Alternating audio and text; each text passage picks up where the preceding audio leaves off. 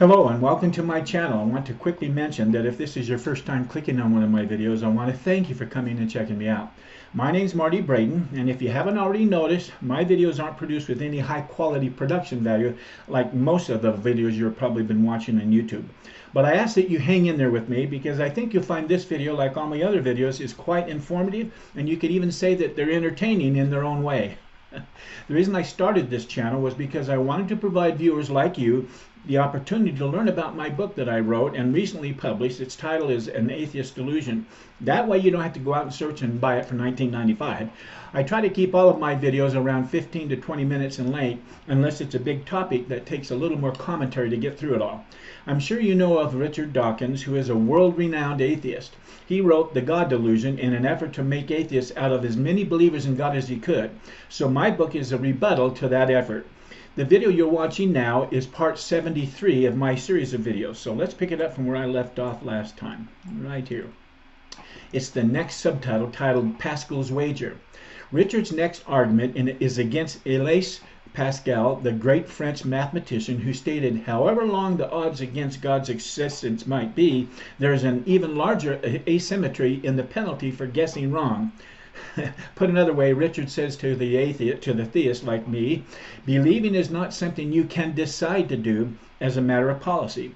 At least it is not something I can decide to do as an act of will. I can decide to go to church, I can decide to recite the Nicene Creed, and I can decide to swear on a stack of Bibles that I believe every word inside them. But none of that can make me actually believe it if I don't believe it. I was starting to ask myself, what's the catch, Richard? And then he said, none of that can make me actually believe it if I don't believe it. That's a true statement for sure. No one can make anybody believe something if they don't believe it or they don't want to believe it. And that's the real key here. Richard continues, Pascal's wager could only be an argument for feigning belief in God, and that God that you claim to believe in had better not be the omniscient kind, or he'd see through the deception. The ludicrous idea that believing is something you can decide to do is deliciously mocked by Douglas Adams in his book Dirk Gently's Holistic Detective Agency, where we meet the robotic electric monk, a labor-saving device that you can buy to do your believing for you. The deluxe model is advertised as capable of even believing things they wouldn't believe in Salt Lake City. Once again, Richard, you crack me up. Dawkins seems to be implying that folks from Salt Lake City believe in crazy things. I live right next to Salt Lake in the town called Bountiful, so that pretty much includes me. And so it's very funny to know that he's calling us Utahns or Salt Lake City dwellers gullible to some really crazy stuff. I guess our beliefs are crazy to him, but they're really just peculiar. At the risk of appearing as though I'm preaching here, I simply want to give my perspective on Richard's statement where he said, it's ludicrous to think that believing is something you can decide to do.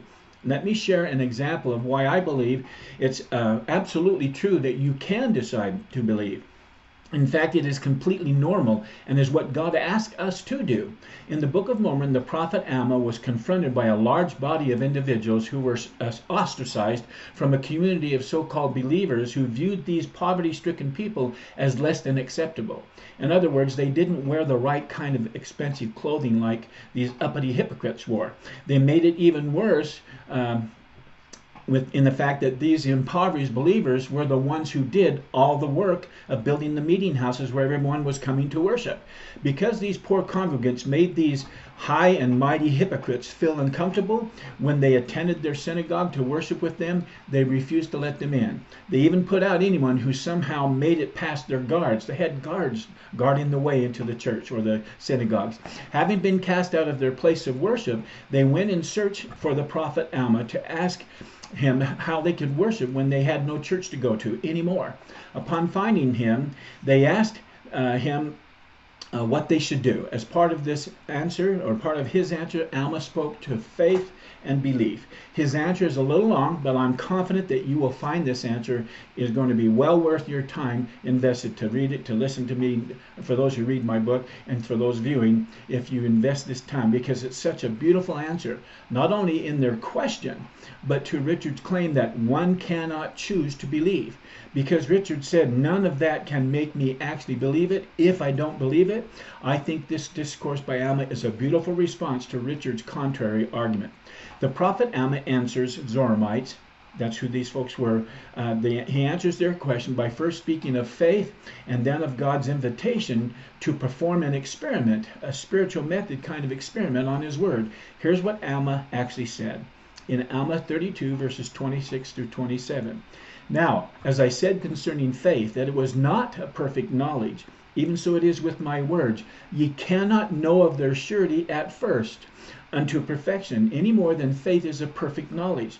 But behold, if you will awake and arouse your faculties, even to an experiment, an actual scientific method kind of experiment, upon my words, and exercise a particle of faith, yea, even if you can no more than desire to believe, positing a theory or belief in an idea, that's what we're saying, a desire to believe, let this desire work in you, even until you believe in a manner that you can give place for a portion of my words.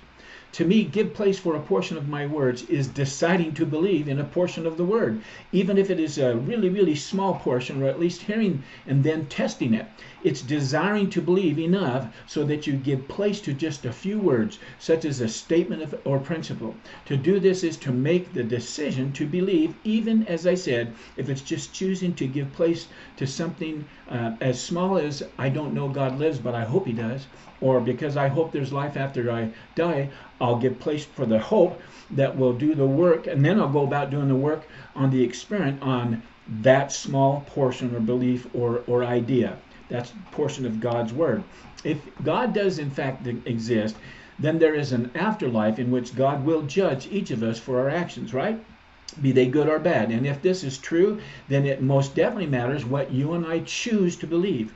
Granted, no one can force you to believe if you don't want to believe something. That's true. I'm okay with that, and I think God is too. But the kind of eternality or eternity we experience after we die hangs in the balance. So yes, you can choose and decide not to believe just as easily as you can choose and decide to believe. It's our own choice whether or not we want to believe in or give place for these word seeds to be planted in our heart to see if the word seeds, will grow and take root and bear fruit. These are the seeds which Alma is speaking about in his answer to these humble followers of Christ, the Zoramites. Richard concludes, Pascal, with his bet argument, was probably joking when he postulated his wager, just as I'm joking in my dismissal of it. End quote. Again, the penalty for guessing wrong versus guessing right is what Pascal's wager was all about. But does proving it wrong add one iota of evidence to God's non-existence? Of course not. Again, this is just a fun point that Richard is using to toy with his readers in the hope that we will come to agree with him and therefore move closer to his belief in God's non-existence. Richard goes on to argue against the idea that one can decide to believe. He says, the ludicrous idea that believing is something you can decide to do is an idea to be deliciously mocked, end quote. He continues, why do we so readily accept the idea that the one thing you must do if you want to please God is to believe in him? Suppose we grant that there is indeed some small chance that God exists. Nevertheless, it would be said that you would lead a better, fuller life if you bet on his not existing than if you bet on his existing and therefore squander your precious time on worshiping him, sacrificing to him, fighting and dying for him, end quote. My perspective on the idea that deciding to believe is ludicrous is to simply say that it is obvious that Richard's conceptualization of what it means to decide to believe is so very different from my Latter-day Saint conceptualization of what it means to decide to believe. I want to expand upon the 3 verses I just shared with you for just a few minutes longer because I think it will expand your understanding of what belief really is and how a person can decide to believe. In fact, this decision is paramount to one being able to come to a knowledge of God's existence. The following additional verses are a continuance of the conversation Alma had begun with his humble group of believers. Alma expands upon this concept of belief, and so I hope that this expanded answer to your question will give you a greater understanding of my conceptualization of what deciding to believe really means to me as a Latter-day Saint. My perspective is one that says deciding to believe in God and in his word is a gift. Listen to that. It's a gift. It's like being given the opportunity to choose to partake and taste of the fruit of a tree. Alma continues, Alma 32:17 through 43. Yea, there are many who do say, if thou wilt show unto us a sign from heaven, then we shall know of a surety, then we shall believe. Well, this perspective on what believe means has been held from the beginning of time. Richard seems to be suffering from a very bad case of lack of faith. Now I ask you, is this, Alma continues, now I ask you, is this faith? Behold, I say unto you, nay. For if a man knoweth a thing, he hath no cause to believe, for he knoweth it. And now how much more cursed is he that knoweth the will of God and doeth it not, than that one who only believeth, or only hath cause to believe, and falleth into transgression. Interesting question. Now of this thing ye must judge. Behold, I say unto you, that it is on the one hand, even as it is on the other, and it shall be unto every man according to his work, according to their personal effort to seek, so they can come to this unique kind of knowledge. In other words, to do the experiment on his word. Now, 21 says, and now, as I said concerning faith, faith is not to have a perfect knowledge of things. Therefore, if ye have faith, ye hope for things which are not seen, which are true. And now, behold, I say unto you, and I would that ye should remember that God is merciful unto all who believe on his name. Therefore he desireth in the first place that ye should believe, yea, even on his word. And now he imparteth his word by angels unto men, yea, not only men, but women also. Now this is not all. Little children do have words given unto them many times, which confound the wise and the learned. And now, my beloved brethren, as ye have desired to know of me what ye shall do, because ye are afflicted and cast out of the buildings you've built, now I do not desire that ye should suppose that I mean to judge you according to that which is true. For I do not mean that ye are all have been compelled to be humble yourselves. For I verily believe that there are some among you who would humble themselves, let them be in whatsoever circumstances they might. Now, as I said concerning faith, that it was not a perfect knowledge, even so it is with my words. Ye cannot know of their surety at first. You're hearing them now. You can't know of their surety right now unto perfection, any more than faith is of perfect knowledge. But behold, if ye will awake and arouse your faculties, even to do an experiment upon my words, and exercise a particle of faith, yea, even if ye can no more than desire to believe, to me this is the deciding to believe part that I'm talking about, is it not? It's letting yourself consider a principle. Let this desire work in you, even until ye believe in a manner that ye can give place for, by giving place for, I believe Alma meant choose or to desire to believe in a portion of my words. Expressing that desire to believe in a portion of words, that one statement that may Heavenly Father's real, or we have a heavenly place to go to, or there is life after death. Some of that is just to let that seed be planted. Now in verse 20 it says, now we will compare that word unto a seed. Now if ye give place that a seed may be planted in your heart, behold, if it be a true seed or a good seed, if you do not cast it out by your unbelief, that ye will resist the Spirit of the Lord, behold, it will begin to swell within your breast, if it's a good seed.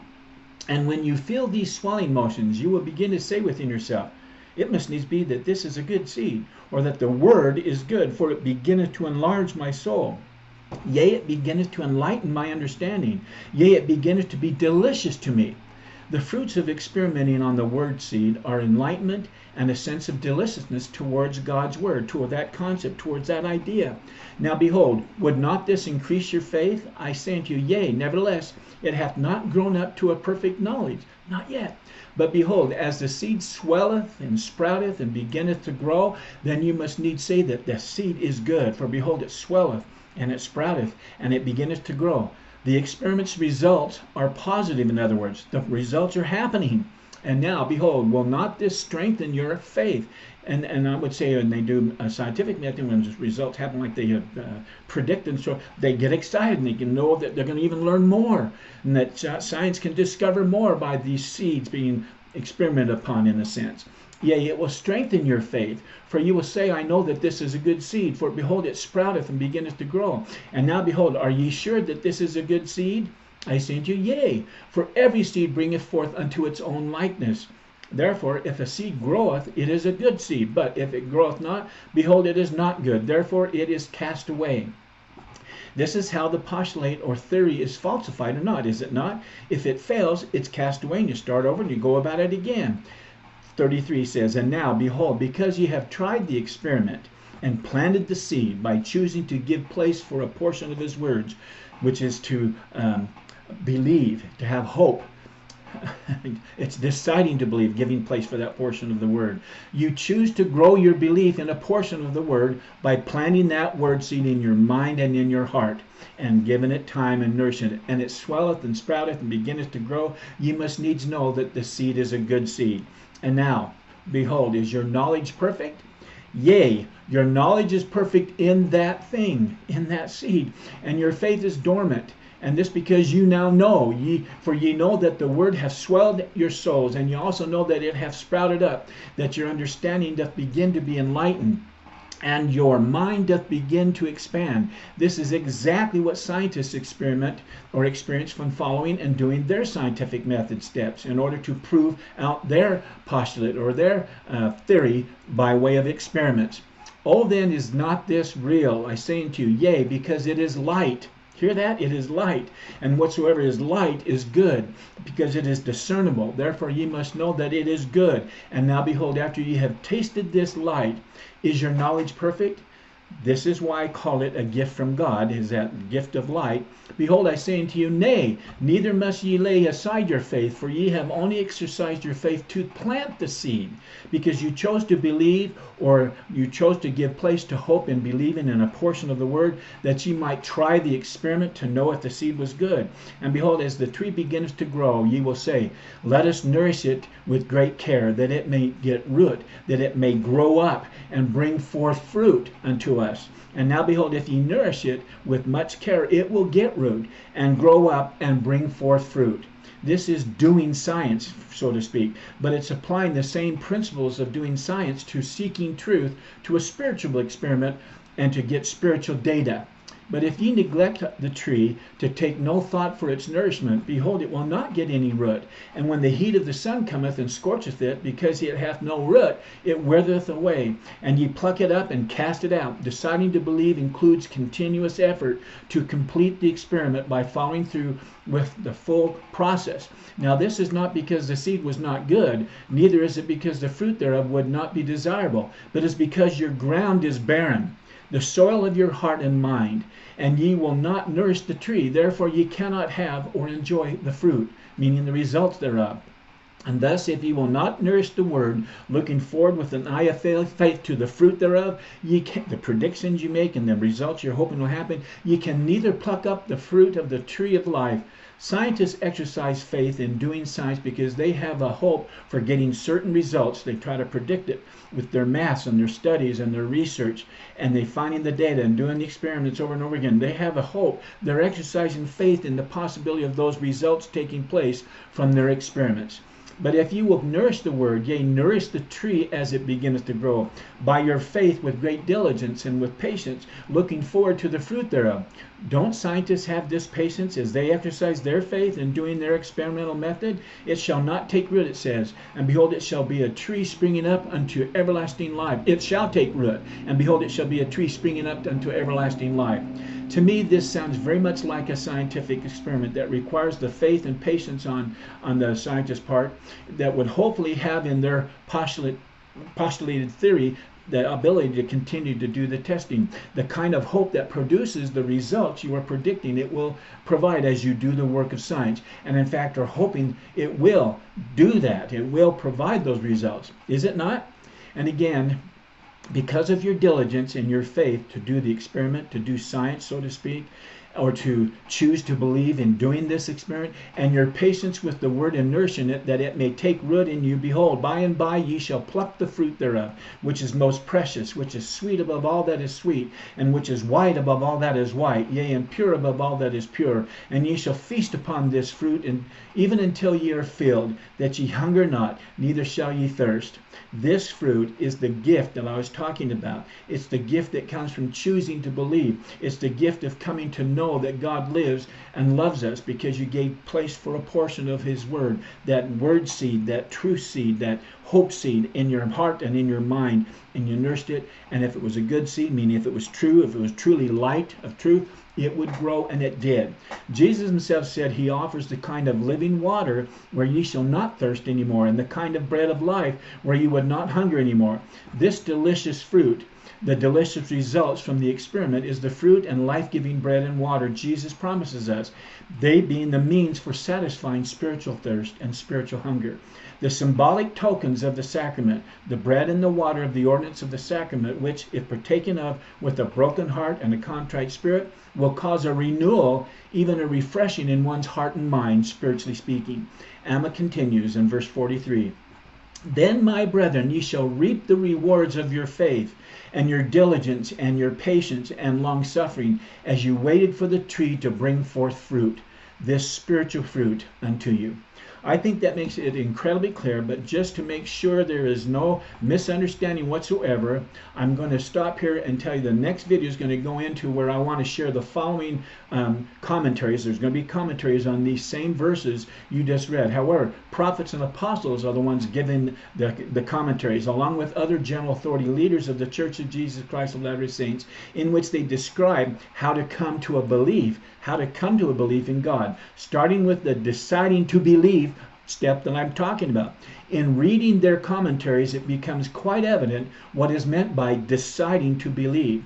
The first of the commentaries is going to be the Apostle Elder Bruce R. McConkie, a hero of mine. He's died back in 1985, and it's just an incredible commentary on this deciding to believe. So it's really interesting to me that Dawkins has this belief system that he can't decide to believe when he doesn't believe, and therefore puts off the spiritual method of doing the steps to experiment. Yet he has a scientific mind that requires the skepticism and always asking to do the testing to get the facts, to get the data, to get the result, to get the fruit and the results of his experimentation.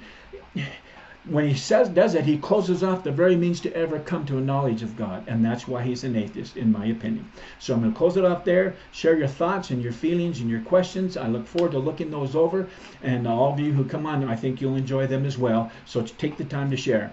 But until next time, I wish you continued success. Goodbye.